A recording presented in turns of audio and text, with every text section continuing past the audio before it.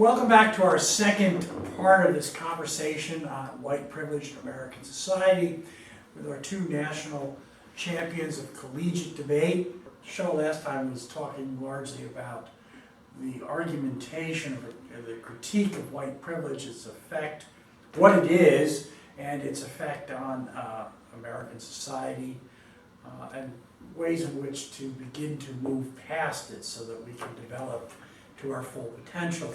We closed actually about changing the minds of those who have the levers of power, and that how education has such a deep role in that.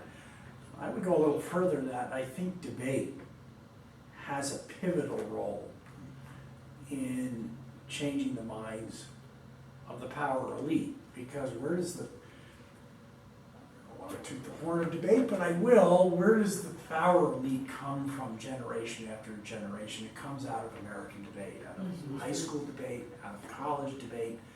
That's where the core of American political leadership comes from, and so debaters for other universities pursuing will in the long run be so transformative to American society because of what it does to debate.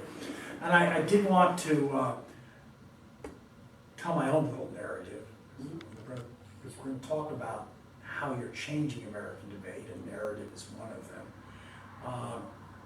One of the earlier debaters from Newark, her name is Chrissy Caceres, and she's assistant director at Georgetown Day School now. She was the lower school director for American Friends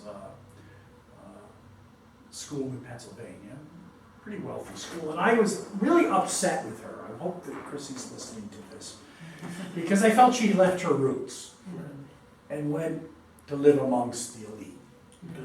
And so for a long time I was a little tense around her. And then we one evening had a lengthy conversation, and she explained her vision of change. She said there are those who will build change from the bottom up. I want to use my skills to change the mindset of those who will have the levels of power in the future. And I respect her for that. We'll see if it works, but I certainly respect it as an experiment, and certainly that's, I think, what debate does. I came from a time in debate that was very, very strict and traditional, although speed debate created huge turmoil and the whole discussion of the destruction of debate back then.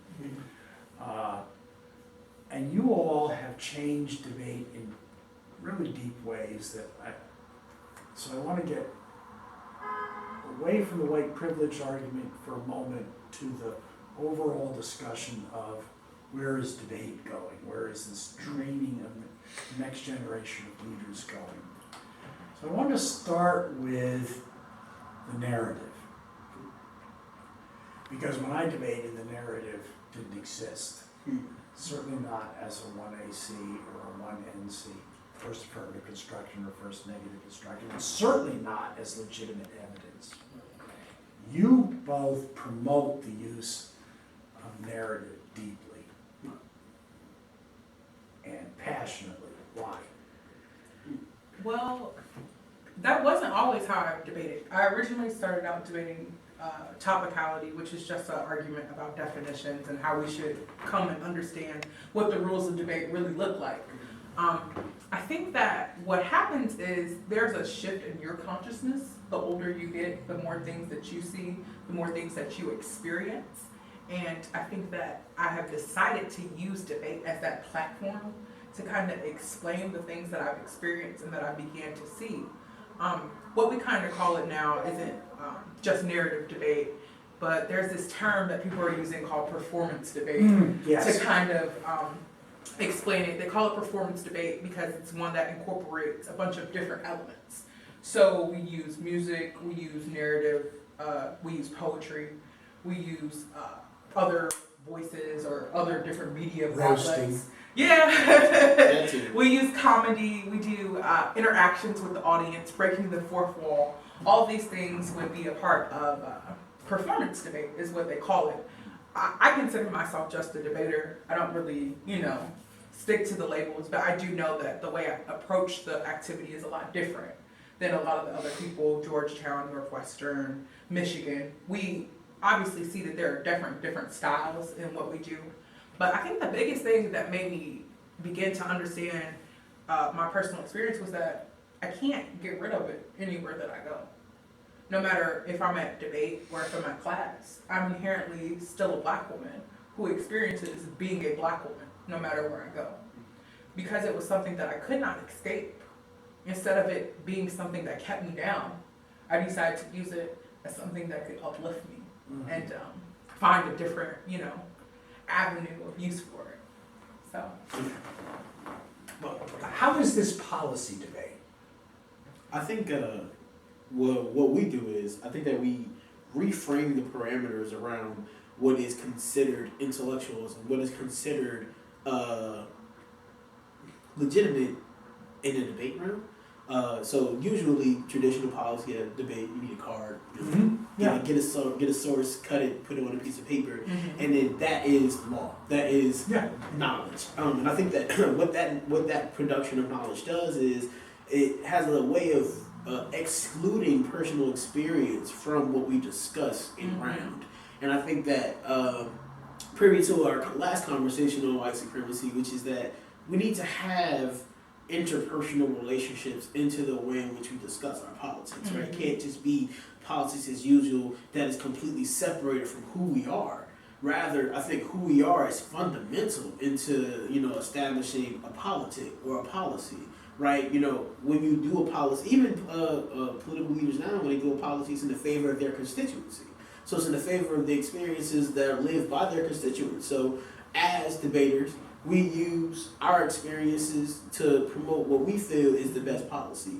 I think that what is policy debate is that question in and of itself is so vast, right? The policy debate is a ton of things historically. It's been incorporative of speed and incorporative of non-speed. It's been incorporative of political philosophy. It's been incorporative of... It's constantly evolving. And I think that what that shows is policy debate is endless in its opportunity to have engaging intellectual conversation. And I think that what we've done successfully in this past season is change the parameters by way in which that conversation needs to be had. It doesn't have to be held in a traditional state of, I read a piece of evidence, therefore I'm right.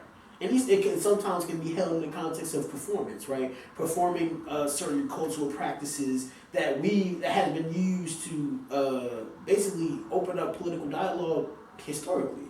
One of our performances, which you're probably going to touch on, is when we roast and we tell jokes, right?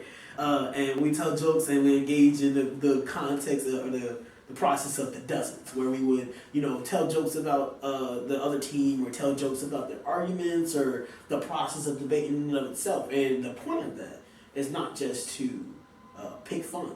The point of that is to pull out the truth in and of those jokes, because each joke wasn't just to be funny. Well, a lot of them were, but some of those jokes were to point to some of the underlying fallacies that we don't discuss. Yeah, so this is what I took from watching the final round live. Okay. That you did that in the 1NC, right? Right. And you were the 1NC, but he does the roast for 9 minutes of the 1AC, and then you end with this powerful, passionate statement at the end. But I took from it that what you, as a team, were trying to do was to actually make people uncomfortable. Absolutely. Absolutely. Break down the barrier, you call it the fourth wall, but I think at one point you say, is anyone here angry? Because if you are, that's okay. Yeah. Absolutely. The way we do the roast is very interesting to me. So Devane opens it up as like, I will take you through the land of the roast. And, the land of petty is what we refer to the argument, because petty is like a cultural practice that, Black people have been investigating for a while, like picking the dozens, making fun of each other. And he introduces it, and then I go around the room with a microphone and I interview people and I talk to them and I make my own response to them, and I allow the audience to engage with it. Clap, everybody, clap it up, snap your fingers, just talking to everybody, getting everybody to participate, so that debate isn't an activity where people are talking at us, but rather we're talking with the people, which is the delineation that we attempt to make in how we do our things. But yeah, the roast is, It's meant to be uncomfortable. yeah. I think comfortability is the area where all of our problems are held, right? Mhm. If you're super comfortable in a conversation, particularly about race, because the topic of that debate was, is debate divided, and what can we do to stop the divide, not just in debate, but also in politics, right? And being comfortable in those conversations means that you're not really dealing with the issues, the real issues, right? You know, being able to be comfortable about a conversation of clean water in Flint. If you're comfortable in that conversation and you have clean water, then you're not doing that conversation, right? That conversation is not being held, and there's no progressive politic that can be fostered from that conversation because you have not come to grips with the reality that there are people that can't wash, and if they do wash, the water's so corrosive it burns their skin, right? And that's not something comfortable to be had. You know what I'm saying? That's not a conversation where we should be civil. You know, that means that there's no nitty gritty. You know, that's the echo chamber where we're not really talking about the real thing. Well, I have to tell you that watching that final round, I saw, you know, the CETA final round afterwards, Right. which was a completely Completely round. different. Completely different feeling, vibe, Everything. The NDT final round was very uncomfortable to watch. Mm-hmm. It got very personal. Absolutely. Why? Well, that's because the And is that, why and is that proper in a policy debate round? Well, the thing about what is proper and what is improper is a very redundant question to me because who gets to determine what is proper and what is improper, right? So what we do is say that we cannot and will not be denied our feelings, how we feel about this world, how we feel about debate, how we feel about the apparent separation. So you just said the CETA final round was completely different than the NDT round. That's because those two franchises, those two organizations are completely different. CETA has worked proactively on being inclusive, on amplifying diversity. If you look at the presidents of CETA and you look at the presidents of the NDT, you'll see that there's a huge distinction in who gets to run what, right? Currently now, CETA has a president, Amber Kelsey of Towson, formerly of Towson University, now Wake Forest University, who is a black woman, who is a black queer woman, who is out there in the open, and is the president. NDT, the history has been different, but currently they have a woman, but it is a white cis woman who is running the organization. But that delineation and those people who have ran it and that atmosphere and those people who go to the NDT are the teams that don't want to go to CETA. The reason why they don't want to go to CETA is because that argumentation is something they fear. So how we're talking about uncomfortability, they're uncomfortable with the arguments that we make at CETA comparison to the arguments that we make at the NDT. At the NDT, you are told by your coaching staff, you are told by those around you that you have to tailor your arguments to fit these circumstances because the judges that you will receive will be leaning towards the right, towards what they believe policy debate is. And the NDT believes that what happened in that final round, the kind of culture of the people who, you know, believe that the NDT is the almighty, they're insulted. They're upset. They believe that we have done a disservice to debate. Yes, I know. Yeah, and you know, that's the kind of response. As opposed to CETA, we were the national champions. We were praised. We were, you know, the good people in debate. So let me ask you a question about in terms of NDT. Do you think that the negative reaction from the Ivy Tower schools to your historic championship is more because of the substance of the white privilege argument or the disruptive to the former structure style that you present? I think it's both. There's a lot of both. I think That's it's the easy. That's the easy one. That's the easy But one. however, I will say that I think it's more so the latter than the former because this is not the first time we've done the roast in debate. This is not the first time we've won with the roast in debate. We've been doing it. Me personally, this has been like one of my arguments that like I've developed from nothing for 3 years, and I've been doing this 3 years straight. And I've had a spectrum of a wide spectrum of judges that I've never received negative. Actually, without that cameraman, and being in other rounds, we've done this to Georgetown is not the first team that we've done it to. We've actually built really great relationships with everybody in the room post the roast. Judges have literally, I've built relationships with judges and other teams. I've been handing business cards because it's such a communal kind of aspect. It's so telling different jokes. from what I... Right, it's so different. It's not as intense and at each other's necks like you're used to for the traditional finals of the NDT. But I think that breaking the civility of what the finals of the NDT looks like is really what gets those ivory tower programs really mad, because it's supposed to be, regal, and it's supposed to be something that is... So you think it's the style, not the substance, that riles them the most? Well, the substance has been a while in debate now.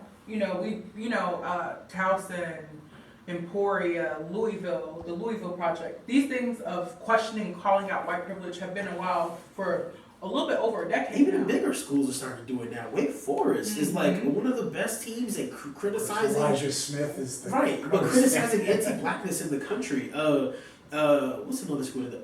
California, Berkeley. University of California at Berkeley writes criticisms about Western man and white Western man and how it that forces otherization of bodies and what that does to create violence. Like, we're not the only team content-wise criticizing white privilege. I think a lot of that dismay has to deal with also the individuals on the team as well. I think that my position as a black woman and me going out of those bounds the way I did, debate is already hard to be a woman. Mm-hmm. But to add being black on top of that adds a bunch of different fractures. So a lot of the reviews on the internet were that I was extremely mean and aggressive and a bully and very hurtful to these people. But they don't understand the privilege system and the way in the rankings of where I'm at on that level or on that link chain of, survival in general. I think that also took a huge part of what was going on too, was the individuals who were running the argument. So, from what I understand from your director, Chris Kozak, the American Debate Association, which was nearly a dead organization, is getting some life breathed back into it because of this reaction to your victory, and they are positioning themselves as the defenders of traditional debate. Now, I understand traditional debate has evolved. Yeah. Traditional debate in 1960s when I debated, and that's when speed debate started, it was nothing like it was in the 40s. Right. And traditional debate in the 80s was nothing like when I debated in the 60s, and it's changing again, and you all are part of that. But what I want to ask you is, I have this feeling that both of you believe to the depth of your being that the traditional structures of evidence, speech, framework, and everything is part of the structure of white privilege in debate. Am I think right that on the that? prioritization of it, the problem is people don't understand that debate is what you make it, not a presupposed notion of how it ought to go. So I think that people's prioritization of speed, their prioritization of evidence over actual experience is what creates that problem. Yeah, I think the issue, the way in which white privilege manifests itself in debate, is not that it requires evidence, because I did read a card in the final round. I was the only one that read a card, Right. actually. But Nobody read evidence like a final round in the NDT Exactly. maybe 2000. 10 years ago. 2 years Which ago. was There was no new Which was- cards in the 2AC. Not at 40 pieces of evidence. There was read. one piece of evidence that was about a paragraph long. Right, and I think what really is the way that white privilege is manifested is when it posits that debate must be this way. Like, there is one particular, so the American Debate Association says that we're the defenders of traditional debate because our debate exists in one static way. Mm-hmm. And I think that is how white privilege manifests itself, because in the statement of this is debate, anything that does not fit into the box of card, citation, line by line, tag, card, warrant, tag, card, warrant. If it doesn't fit into that box, then it is otherized and deemed as not legitimate intellectualism, not legitimate academics, which is the way historically white privilege or white society has been able to demonize black politics, the response to the Black Panther Party and civil rights initially was, oh, those kids don't know what they're doing. That's not how we do business. But that's exactly how the ADA and how traditional debate is able to put debaters like us, debaters like Louisville, debaters like Towson into the box of not debate. And I think that's how white privilege manifests itself. Being able to otherize other voices. And, make those seem as like they have nothing progressive or beneficial to bring to the table. I mean, I have to tell you that the road that's been followed with the performance debate and narrative debate made me uncomfortable at first. And the move away from empirical evidence, study-based evidence, because, I grew up in the 60s style of policy debate. And very structured, but not as structured as 1950s. We broke a lot of structures. We read one F since November, and out of, 50, 60 debates since November, I think out of 2 of those debates, only 2 times has anybody read anything particular to our case besides telling us that we are not able to read it. So nobody reads the literature that we read. And it's not like we're reading it's not like we're making things up. Most of our literature comes from critical race theorists like Frank Wilderson, Sadia Hartman, just to name a few. And so our theories aren't just from anywhere. But if Georgetown or Northwestern chose a day to sit and read some of the literature that we read. Right, I know how that cross-sex went. Mm-hmm. Right. The kid goes, so you mean in addition to researching this topic, we have to read all this black stuff? And Elijah said, exactly, you just proved the argument. Right.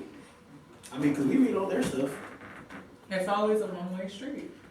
I scratch my head at some of the evidence that some of these teams read. But see, doesn't that get to the core of, we're gonna have to save this for the 3rd segment because we're down to a couple seconds here, but doesn't that get to the heart of white privilege in the halls of education? Absolutely. That somebody like Professor West does not get the same respect as a philosopher as Nietzsche or Sartre. Right. Yet Professor West, Dr. West, is talking about the world that we live in now, not the one that existed in Renaissance Europe. Right. Yet he does not get nearly, certainly in debate, as a legitimate author. Absolutely. Mm-hmm. Absolutely. So is that some of what you're seeking to undo or break apart? Yeah, for the most part. I think that performance style debate attempts to, or at least the way in which we engage in it, attempts to not only create legitimacy for our forms of knowledge and our form of knowledge production, but I also think that it tries to promote a knowledge production that is not intimately tied to an authorship or tied to the academy, but more so is incorporative of our experiences in conjunction with that. And I think that the pushback is to not just to grant legitimacy, but more so to just bring to the forefront and to expose the debate space to certain practices that are written in literature. Like you said, most people don't read that stuff, and most people don't see Dr. West as a legitimate source of information. So when we are performing literally their theories and showing you what their theory looks like in motion, and that is how we grant legitimacy. So you can see it, you know what I'm saying? You can touch it. Well, you can't touch me, but you know what I mean. You see it in front of your face. You know what it looks like. When we say blackness is a poetic that is different and it goes different ways, and then we perform what that looks like through poetry piece like Nicole writes her poetry for the 1AC, then it makes sense. You know what I'm saying? That was your CETA final round, was the poetry. Yep. That was awesome. Well, we've come to the end of this second segment. So again, I want to thank you all for eavesdropping on our conversation. we're going to take a break a minute and go on to our third piece, which I hope you'll watch also.